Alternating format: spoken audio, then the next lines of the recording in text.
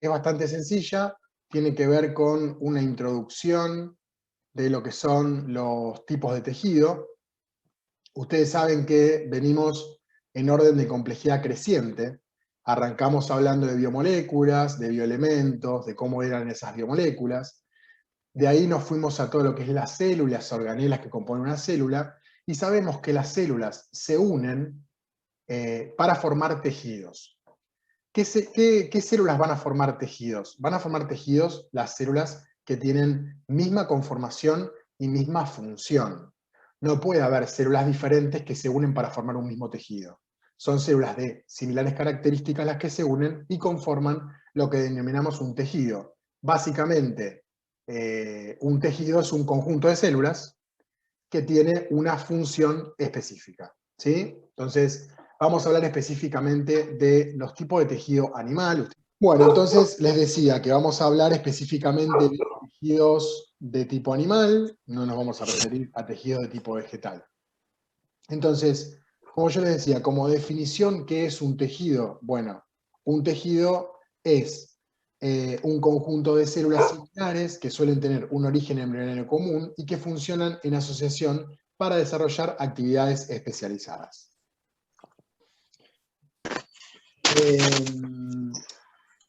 El tejido animal básicamente es todo el que vamos a encontrar conformando a los animales, ¿sí? Pueden presentar matriz intercelular entre esas células, y esa matriz intercelular, o sea, ¿qué quiere decir? Que las células no están unidas, pegadas unas con otras, sino que en algunos casos, algunos tejidos pueden presentar lo que conocemos como matriz intercelular, que básicamente es una sustancia que está compuesta por agua, sales minerales y proteínas, que obviamente cambian de proporciones y de características en función de cada uno de los tejidos en los cuales estén presente esa matriz intercelular.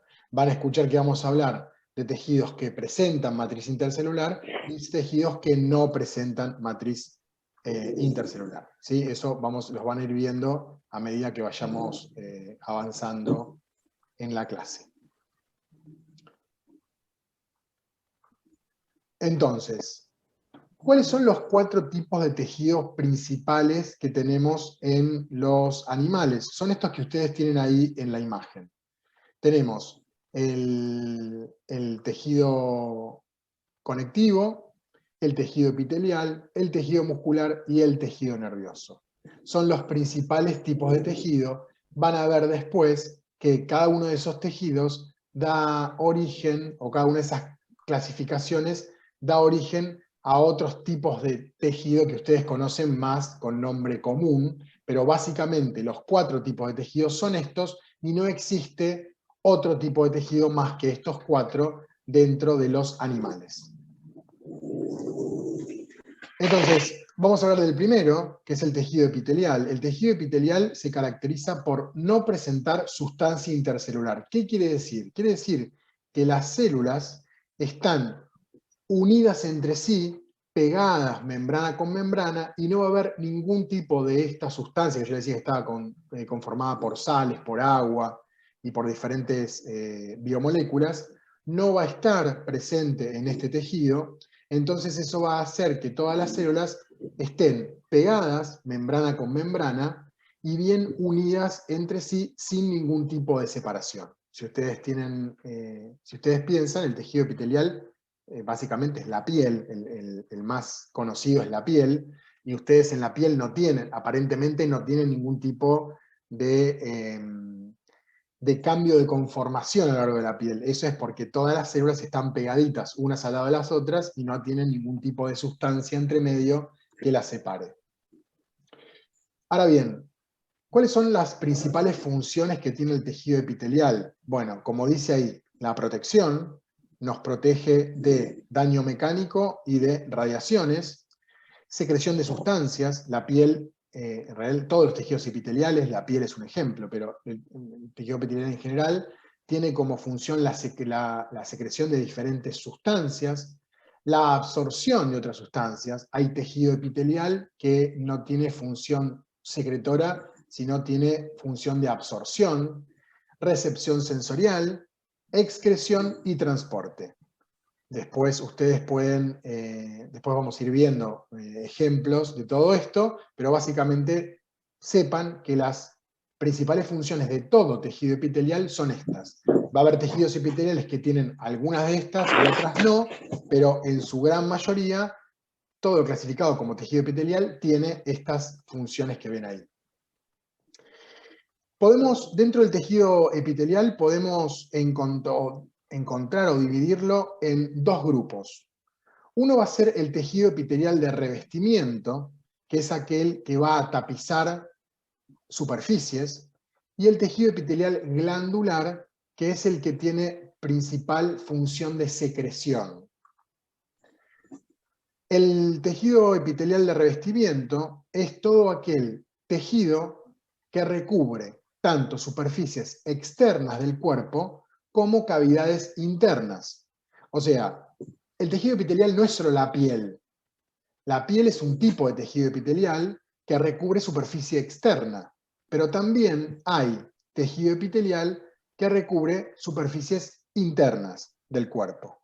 ¿Sí? Hay diferentes tipos en función de la disposición que van a tener las células. Hay un tipo que es el monoestratificado, quiere decir que va a estar conformado por una única capa de células. Ahí lo que tienen ustedes son diferentes tipos dentro de los tejidos epiteliales monoestratificados en función del tipo o de la forma que tiene la célula que lo está conformando. Tienen el epitelio plano, que son células más bien planas. El epitelio plano es la piel, ¿sí? La ectodermis, la parte de afuera de la piel, tiene tejido epitelial de tipo plano. Hay epitelio cúbico, hay epitelio cilíndrico simple o cilíndrico ciliado. ¿Se acuerdan ustedes qué eran las cilias? ¿Para qué servían las cilias? A movimiento. Movimiento, correcto. Va a estar en superficies que van a generar movimiento de sustancias, ¿sí?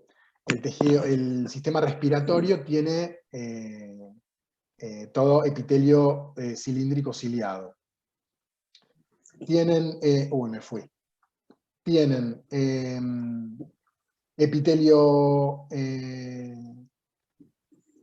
bueno, epitelio con células básicamente hay epitelios acelulares, pero básicamente en la mayoría de los epitelios que vamos a ver son epitelios celularizados, y epitelio plano estratificado que tiene una conformación un poco más compleja, pero no me voy a detener ahí porque es un poco más complejo de explicar. Otro tipo de tejidos son los tejidos epiteliales de revestimiento, los pluriestratificados. Quiere decir que van a estar conformados no por una capa de células, como era el epitelio monoestratificado, sino que va a estar compuesto por varias partes de células, varias capas de células. Tenemos los tegumentos, que son los que recubren la parte externa del cuerpo y la función protectora, ¿sí? Vamos a ver en la clase de tegumento, de tejidos de revestimiento exteriores, van a ver que hay diferentes capas. Básicamente toda la piel es un tejido pluriestratificado, porque son varias capas de células que forman cada una parte diferente de la piel. Por eso ahí dice que el tegumento es un tejido pluriestratificado, ¿sí? Básicamente los tegumentos tienen función protectora. Es la piel nuestra. La piel, pero no solo la ectodermis, o epidermis, sino toda la piel. Después vamos a ver más adelante todas las capas que tiene la piel, pero su principal función es la función protectora. Otro tipo de tejido epitelial de recubrimiento pluriestratificado son las mucosas, que son los epitelios que recubren las vías reproductoras y respiratorias. También son tejidos son tejidos epiteliales que, en lugar de estar compuestos por una única capa de células, están compuestos por varias células apoyadas unas sobre las otras. Después vamos a ver más adelante ejemplos de cada uno de esos tejidos. Y hay otro tipo de tejido, que es el tejido, el que se llama pseudoestratificado. ¿Por qué se llama pseudoestratificado? Porque en realidad está formado por una sola capa de células, con lo cual sería técnicamente un tejido monoestratificado, pero que los núcleos de esas células, en lugar de estar todos alineados, están uno más arriba, uno más abajo, uno más al costado. Entonces, como tienen ahí el gráfico, son células más alargadas que cuando uno las mira al microscopio, da la sensación de que son varias capas de células. Pero en realidad es una única capa de células. Esto uno se da cuenta porque los tejidos epiteliales tienen lo que nosotros llamamos la membrana basal, que es la membrana más abajo que tiene el tejido en donde están apoyadas sus células. Cuando el tejido es pseudoestratificado, es pluristratificado, la membrana basal, ¿ustedes ven ahí el cursor? ¿Lo están viendo? La membrana basal es esto más oscuro. Fíjense ustedes que en un epitelio pluristratificado hay una única conjunto de células que está apoyado sobre la membrana basal. El resto de las capas celulares están apoyados sobre la membrana de la célula que está más abajo. No hay contacto de este grupo de células con la membrana basal del tejido.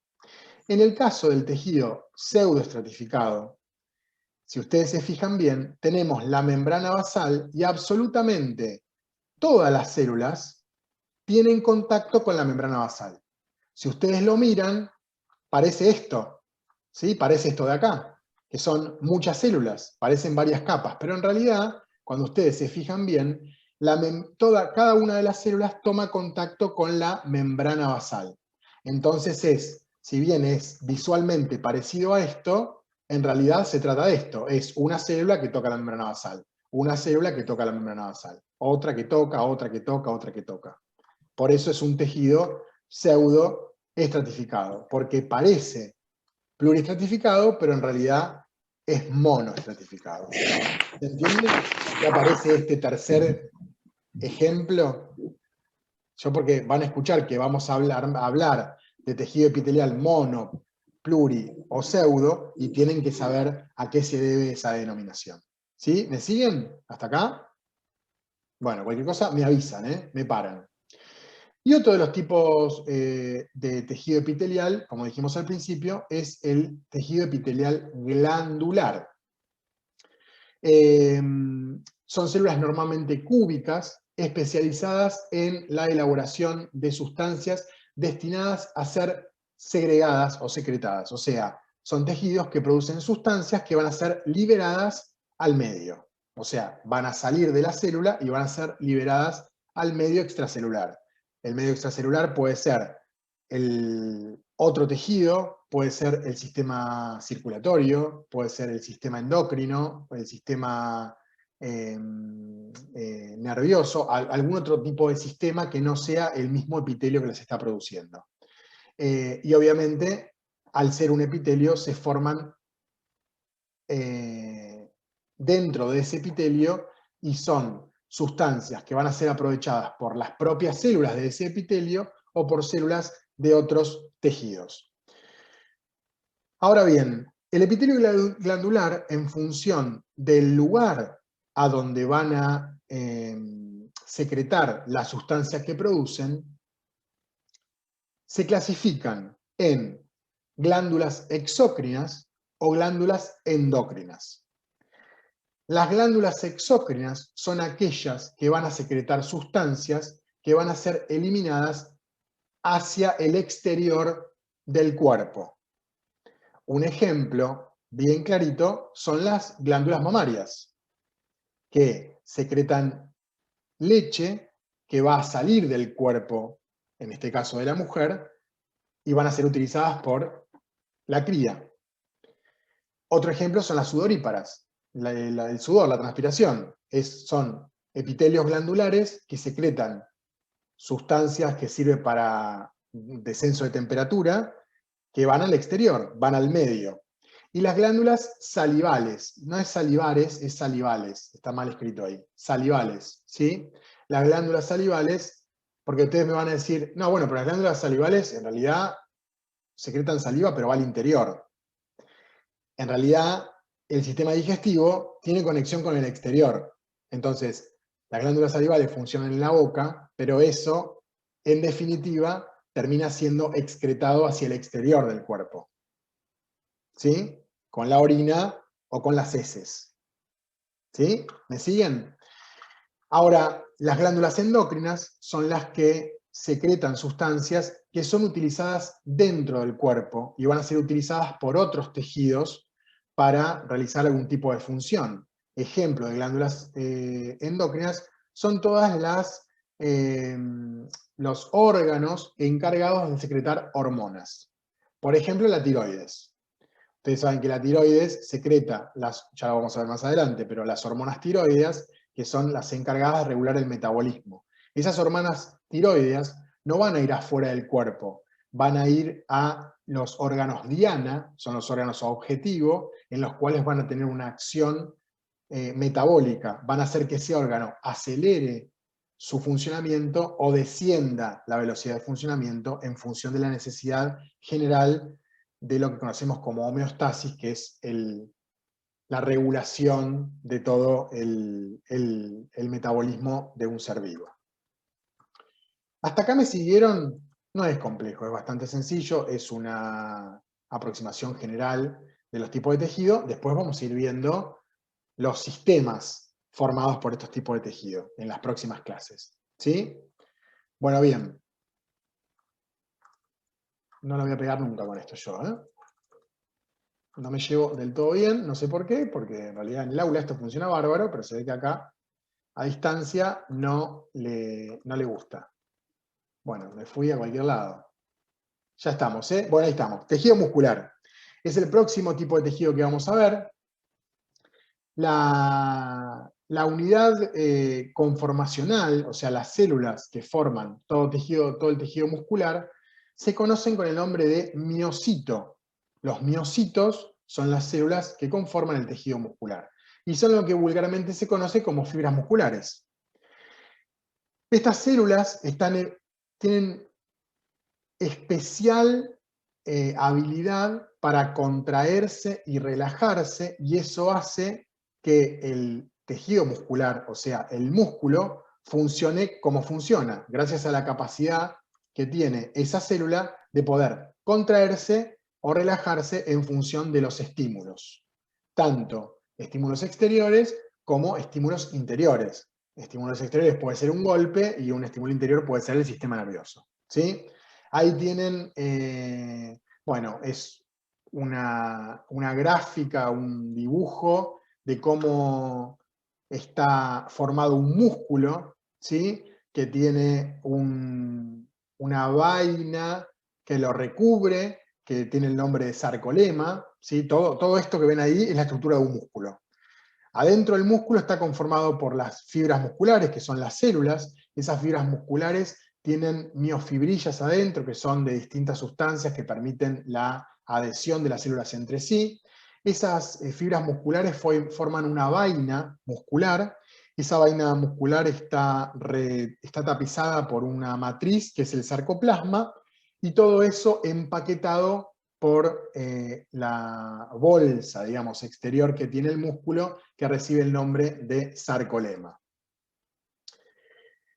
Entonces el tejido muscular consta de 3 elementos básicos, que son las células que lo conforman, las fibras musculares, que suelen disponerse en haces o fascículos, o sea, son como paquetitos de esas células. Tiene obviamente el músculo una abundante red capilar, o sea, sangre. El músculo está irrigado por mucha sangre. Si ustedes ven, por ejemplo, asado, todos vieron un corte de carne cruda.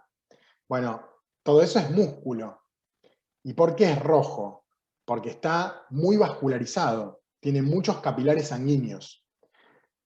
Les pregunto, ¿por qué les parece con respecto al tejido anterior, que el tejido epitelial también está vascularizado, pero no tanto. ¿Por qué les parece que el músculo está tan vascularizado? Más que la piel, por ejemplo. ¿Por qué sería? Por la oxigenación, ¿puede ser? Exactamente. Es necesario que el tejido muscular esté vascularizado porque tiene una función que requiere de mucha irrigación, de mucho oxígeno, además de nutrientes. Recuerden ustedes que son células que van a funcionar obteniendo... ¿Cómo funciona la célula del tejido muscular? ¿Gracias a qué sustancia?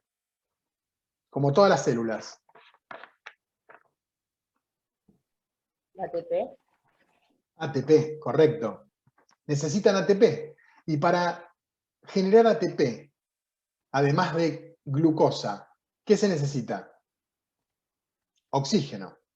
¿Sí? Entonces, los capilares que llegan al músculo son importantes porque van a aportar a las fibras musculares de glucosa y de oxígeno para que el músculo pueda llevar adelante el metabolismo celular, o sea, la respiración celular, y puedan obtener energía. Esa energía va a permitir que la fibra muscular se contraiga o se relaje en función de la necesidad.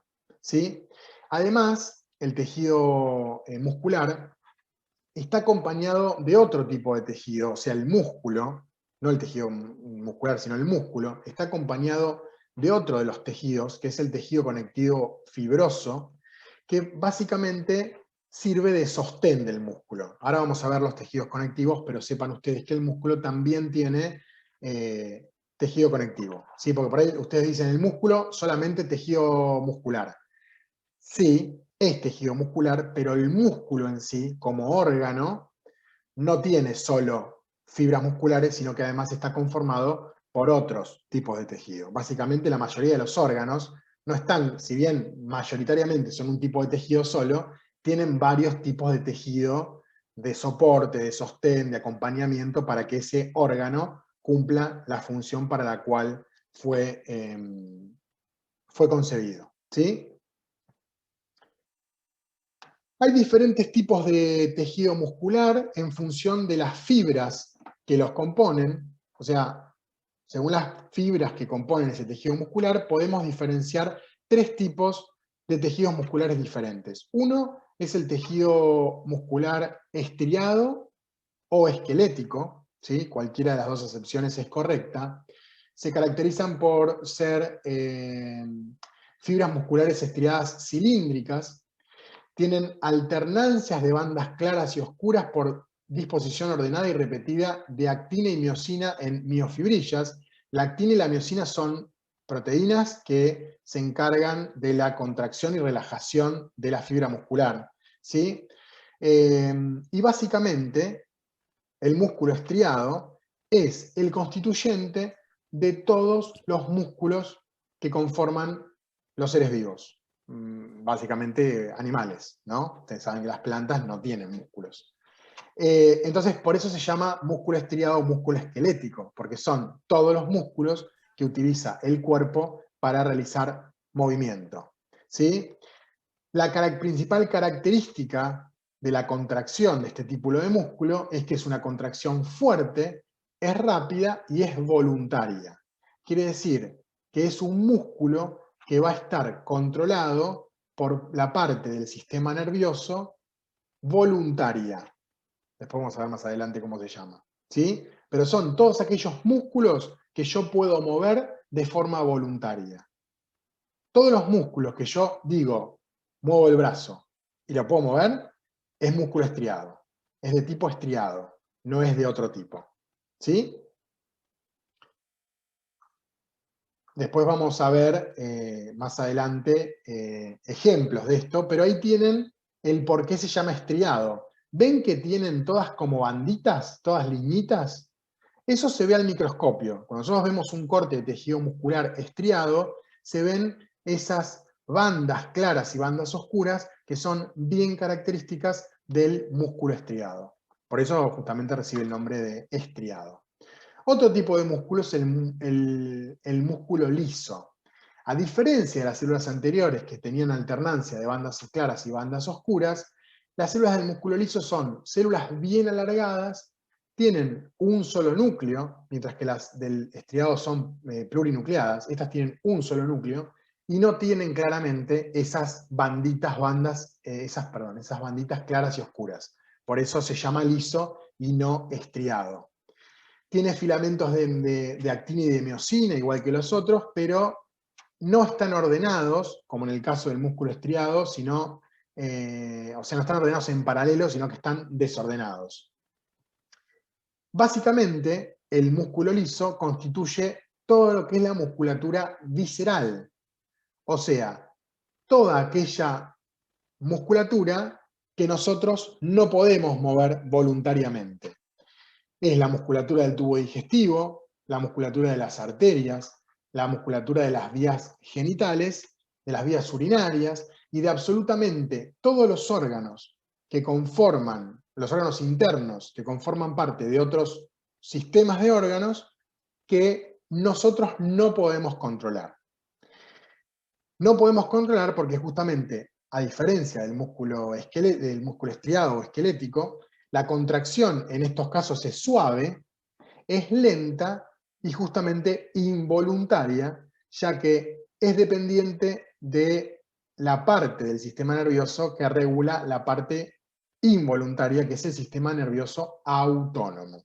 ¿Sí? Si ustedes piensan, si yo les digo, muevan la musculatura del estómago, por más que piensen, no pueden. Eso es porque el tipo de musculatura que forma el estómago es músculo liso, es músculo involuntario. No se puede mover de forma voluntaria. ¿Hasta acá me siguen? Pregúntenme, ¿eh? No es difícil, pero me preguntan. Y acá tienen cómo se ve el músculo liso. El músculo estriado, recuerdan que se veían con ese tipo de rayitas blancas y oscuras que tenía. Este se ve básicamente todo liso, no vemos no se ven los filamentos de actina o de miosina, es un músculo bastante más homogéneo en el corte del microscopio. Y aparece un tercer tipo de tejido. Este es un tejido que como tercer tipo es bastante discutido, porque en realidad, a ver, discutido en qué sentido. En realidad es un músculo estriado, ¿sí? Pero en lugar de ser como el músculo voluntario, que es todo un músculo ordenadito, es un músculo estriado que en realidad es ramificado. Tiene algunas diferencias. Las células no están unidas entre sí a través de la membrana, sino que tiene lo que se conocen como discos intercalares, que son estructuras que permiten la unión entre una célula y la otra. El músculo cardíaco exclusivamente forma parte del corazón. No existe dentro del cuerpo humano ningún otro órgano que esté conformado por músculo cardíaco. Tiene contracción fuerte, rápida, igual que el estriado, pero es involuntaria. Es el único tipo de músculo, digamos, estriado, que está inervado por el sistema nervioso autónomo. Eso le da características particulares y es que es un músculo estriado, pero que yo no puedo controlar cómo se mueve.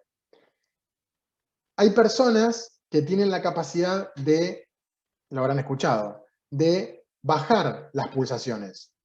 Pero eso no lo hacen controlando el músculo cardíaco, lo hacen controlando el sistema nervioso. Controla el sistema nervioso autónomo haciendo que le mande la información al corazón para que lata más despacio. ¿Sí? Pero el músculo cardíaco entonces es un músculo estriado, pero involuntario. Y como principal característica la presencia de discos intercalares en la unión entre células. Si ustedes lo miran, en realidad es un mix. En esta imagen no se ve tan bien, a ver si lo alejo un poquito, no se ve tan bien, pero tiene las bandas claras y oscuras características del músculo estriado, solo que no están tan marcadas. Son fibras musculares que son uninucleadas, o sea, tiene un solo núcleo cada una de las células, y si ustedes lo miran, es como un mix entre el músculo liso y el músculo estriado.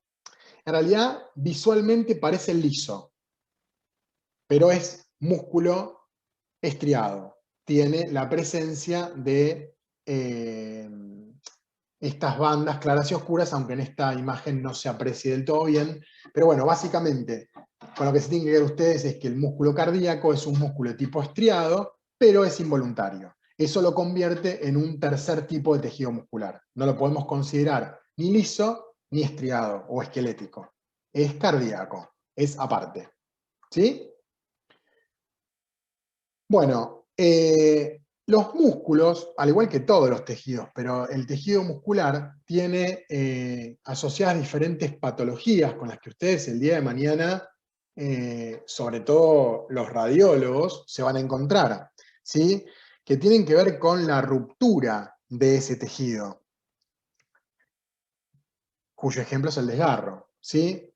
Pero además tienen alteraciones en la función, que es el calambre, pequeñas lesiones que son los esguinces o algunas alteraciones como pueden ser la distrofia muscular. Básicamente les nombro las patologías porque algunos de ustedes se van a encontrar, me mandé cualquiera, algunos de ustedes se van a encontrar con esas patologías más adelante en su carrera, ¿sí? Bueno, el tercer tipo de tejido, no por eso menos importante, que lo nombramos un poco en el tejido anterior, es el tejido conectivo. Como dice el nombre, el tejido conectivo, la principal función que tiene, es la de mantener unidos tejidos, otros tejidos. Es como el pegamento entre tejidos. No podemos tener pegamento y ese pegamento lo lleva adelante el tejido conectivo.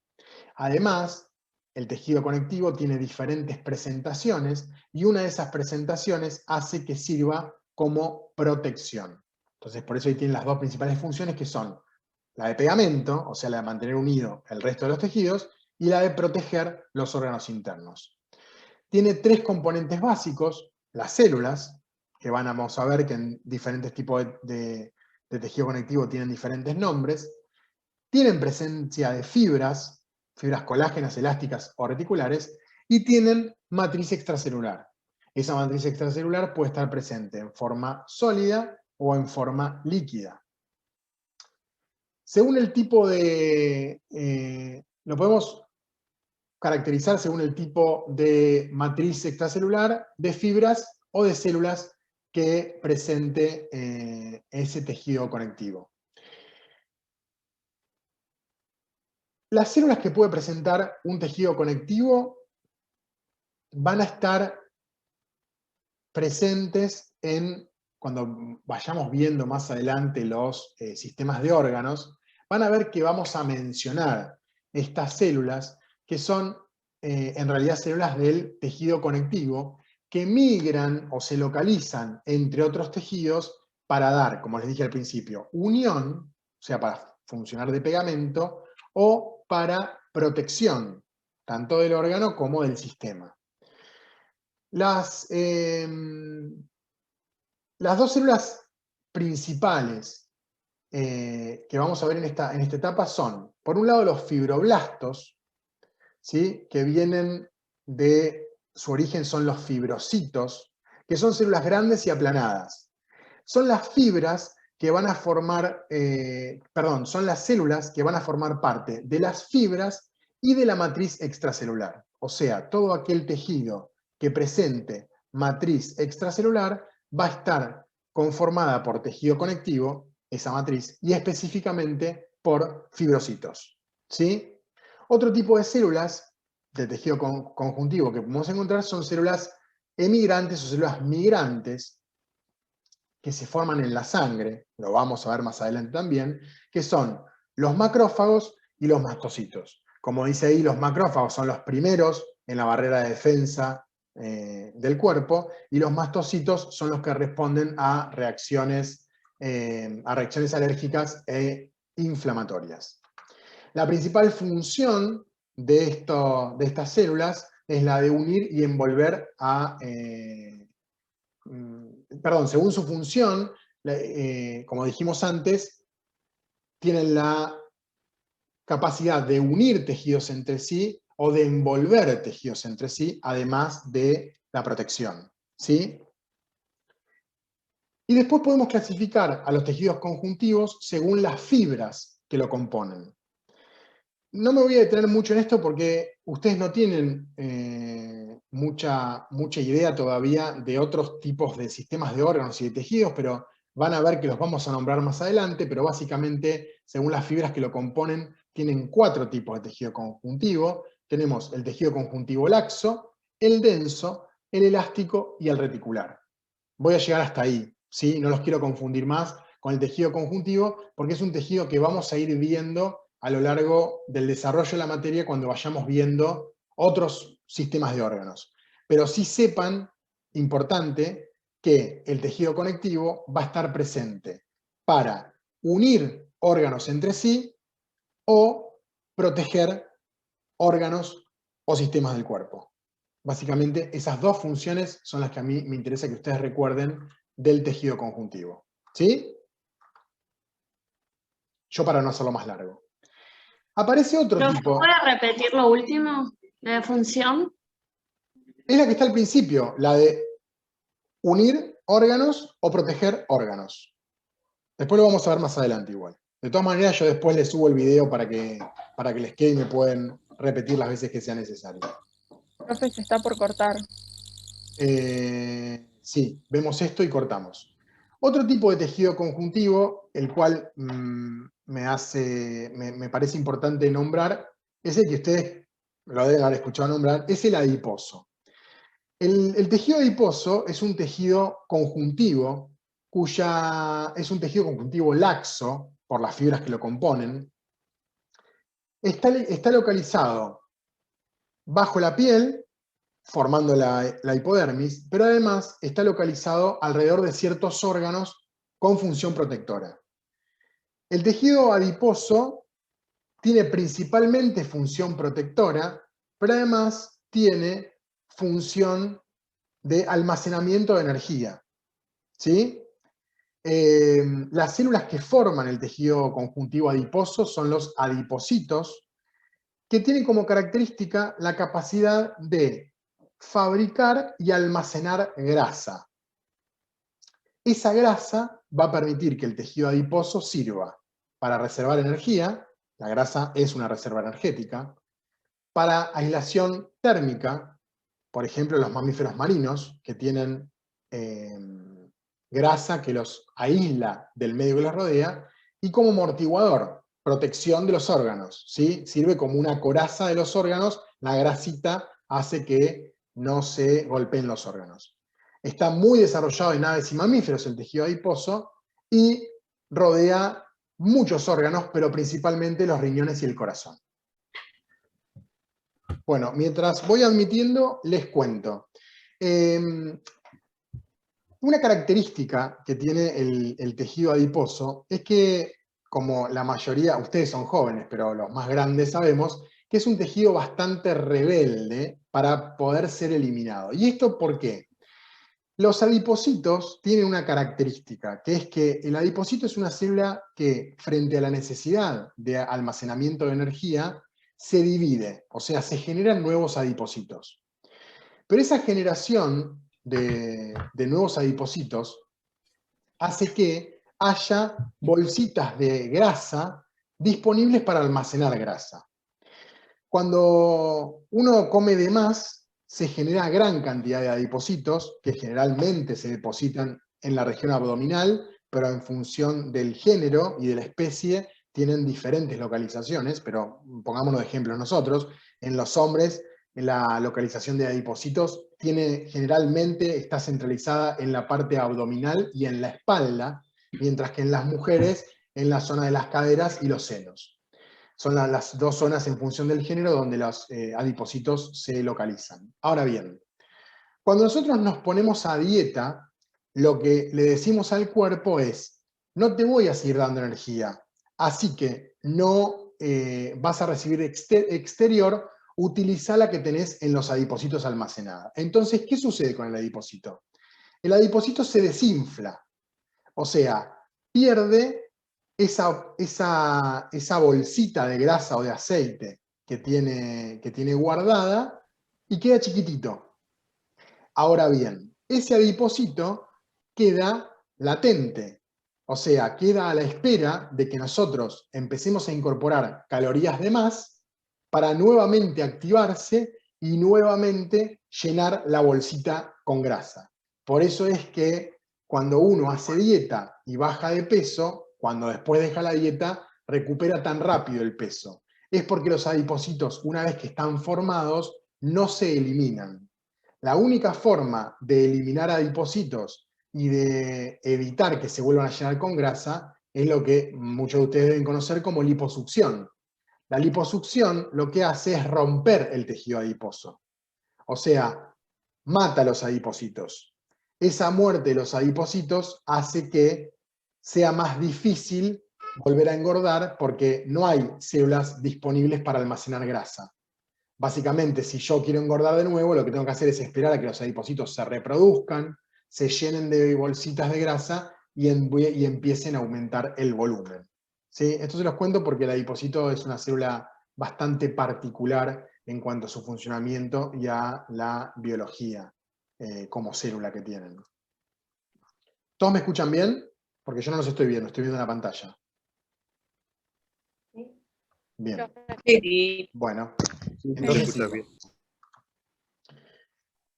Otro tipo de tejido conectivo es el tejido cartilaginoso, el cartílago. El cartílago también es un tejido conectivo.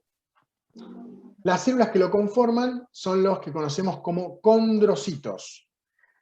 Tienen función esquelética, o sea, forman parte del sistema esquelético, pero a diferencia del hueso, es un tejido, no es tejido óseo, es tejido conectivo, y lo que tiene como característica es que presenta cierta flexibilidad. Presenta matriz intercelular o extracelular sólida, no mineralizada.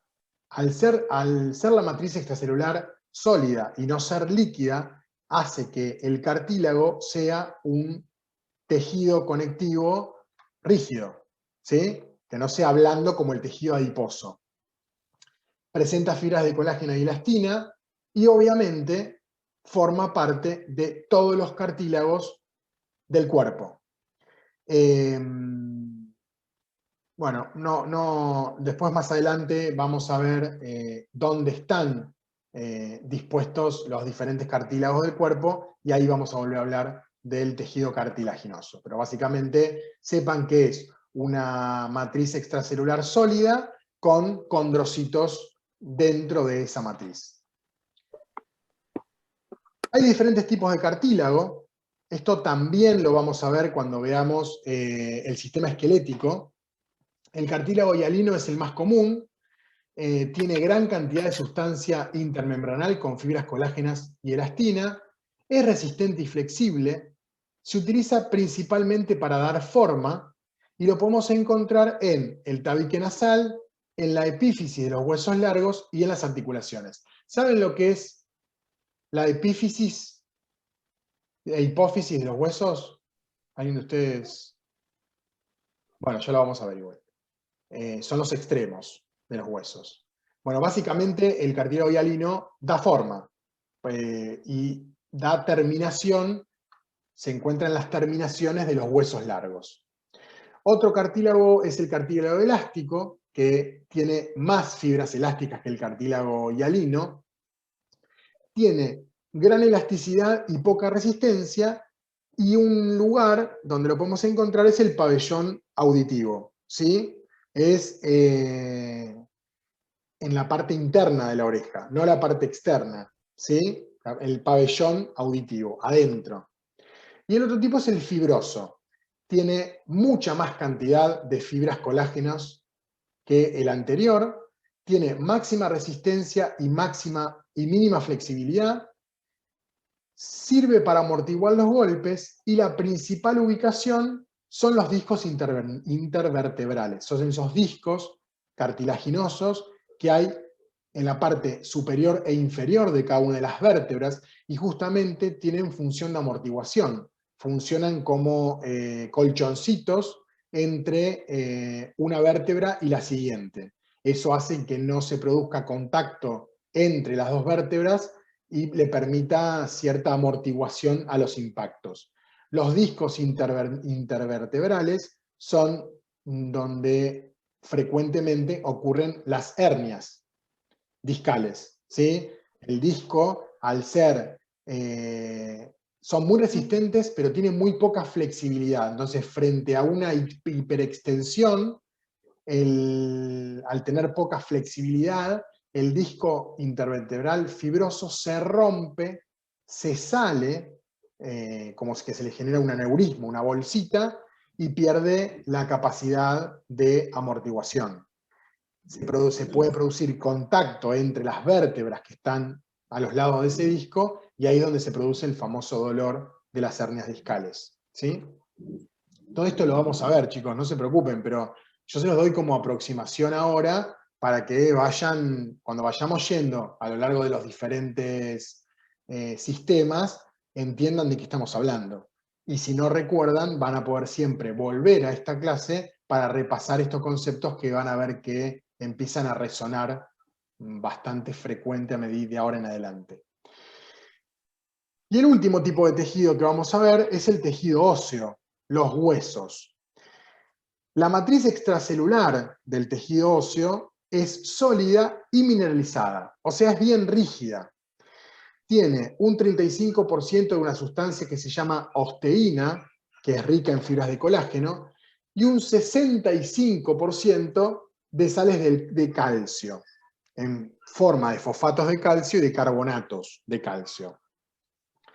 Vamos a ver más adelante en el tejido óseo que hay tres tipos celulares, que son los osteoblastos, los osteocitos y los osteoclastos, cada uno con una función particular que vamos a ver más adelante también.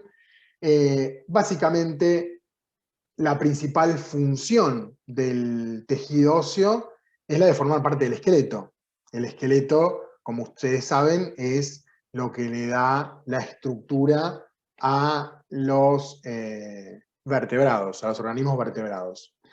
El tejido óseo tiene un revestimiento exterior, como el músculo que tenía una bolsita que lo recubría, bueno, el hueso también la tiene, que es el que conocemos como periósteo, y un revestimiento interior que es el endósteo.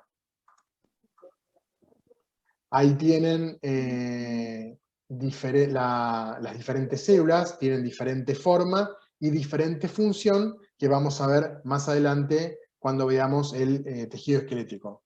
Si mal no recuerdo, es la próxima clase.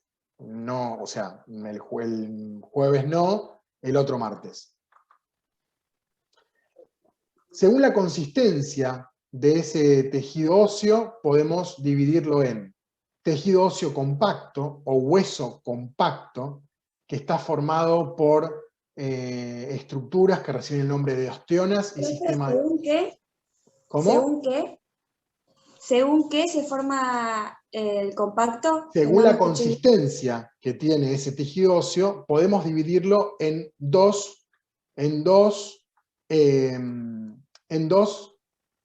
tipos. Uno es el compacto y el otro es el esponjoso, ¿sí? Según la consistencia del tejido. O sea, uno es hueso duro y el otro es hueso no tan duro, por llamarlo de alguna manera, para que lo entiendan mejor. El duro es el compacto. Está formado por estructuras que son las osteonas y los sistemas de Havertz, y está presente en las diáfisis de los huesos largos, o sea, las cavidades de los huesos largos, la parte interna, que está ocupada por la médula ósea, ¿sí? No se confundan médula ósea con la médula nerviosa, ¿sí? ¿Sí? ¿Me siguen? ¿Saben la diferencia entre médula ósea y médula espinal? No es la médula ósea es líquida, ¿o no? Está adentro. La médula ósea, sí, no va por podemos dentro. decir, Podemos decir que es líquida, sí, no es tan líquida, pero podemos decir que es líquida, pero es la que está adentro de los huesos y... La que hace la sangre. Exactamente, muy bien. La principal función de la médula ósea es la hematopoiesis, que es el proceso de formación de las células sanguíneas, de las células que forman la sangre. Por otro lado, la médula espinal es sistema nervioso, no tiene nada que ver, transporta impulsos nerviosos desde el cerebro que es la central, a todas las partes del cuerpo. O sea que no se los pueden confundir nunca. Tiene el mismo nombre, pero no tiene nada que ver una con la otra.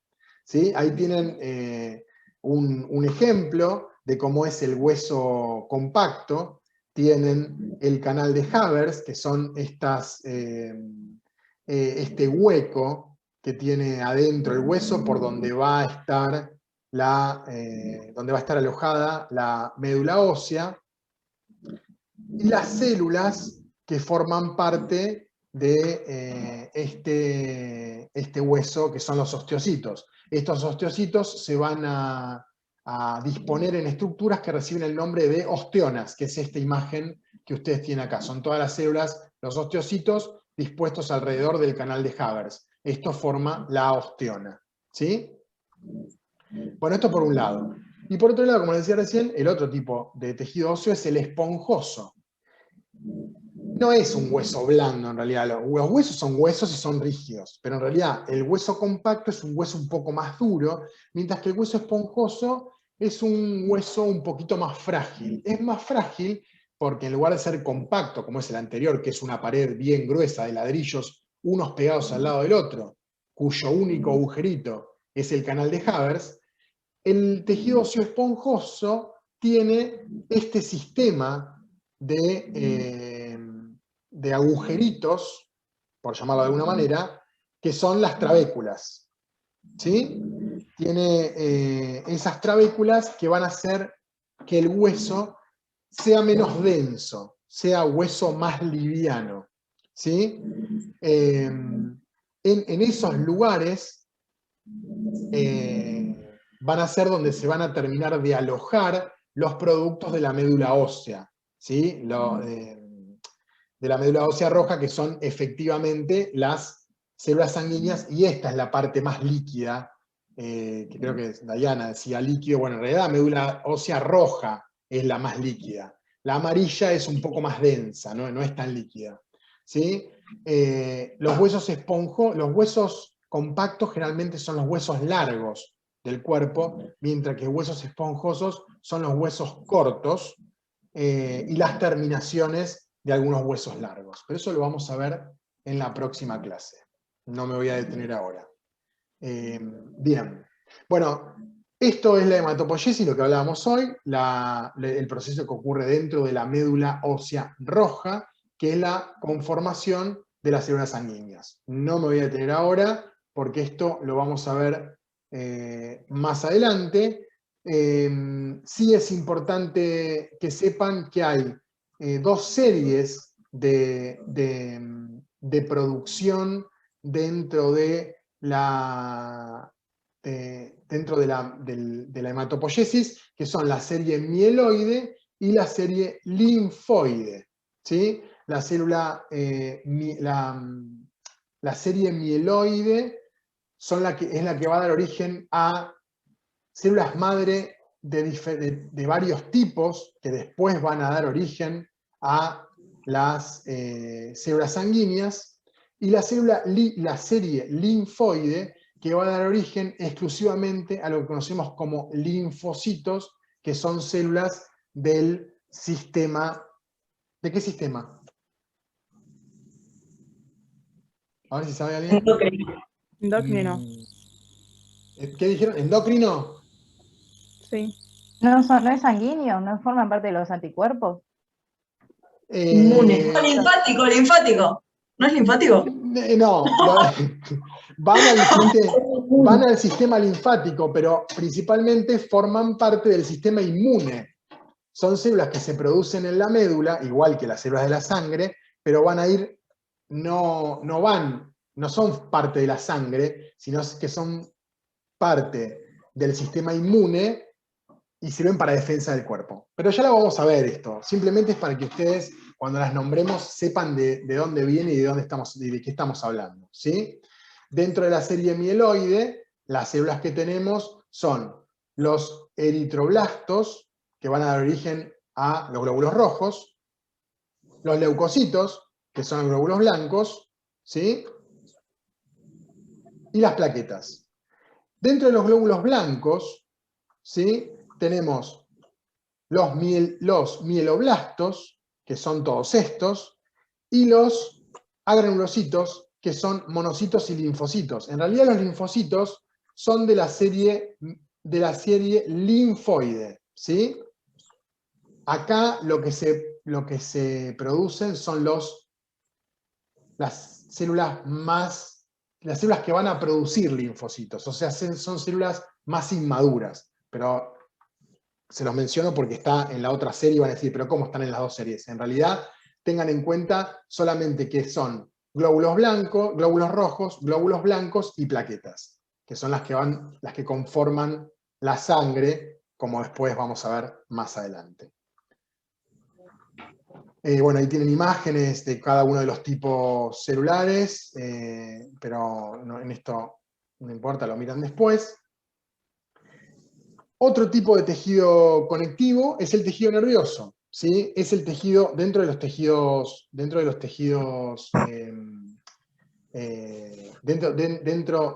tipo de tejidos, el nervioso es el más especializado de todos. ¿Por qué les parece que es el más especializado de todos? ¿Qué les dice que es un tejido especializado?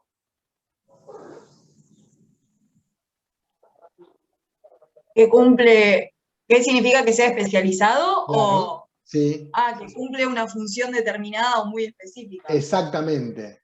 El Pero- tejido nervioso, dentro de los tejidos conectivos, es el único que tiene una única función, que básicamente es la transmisión del impulso nervioso, de las señales sensoriales, desde los receptores hasta el sistema, hasta la parte central, que es el cerebro, o viceversa. Por eso es especializado, porque tiene una única función. No es como los otros tejidos que forma parte del esqueleto y de la, no sé, en la sangre, o el tejido adiposo que protege pero además almacena energía, o el cartílago que recubre pero además defiende. El tejido nervioso es especializado, tiene una única función, que es la transmisión de señales sensoriales desde los órganos de los sentidos hasta los centros nerviosos, o al revés, ¿sí?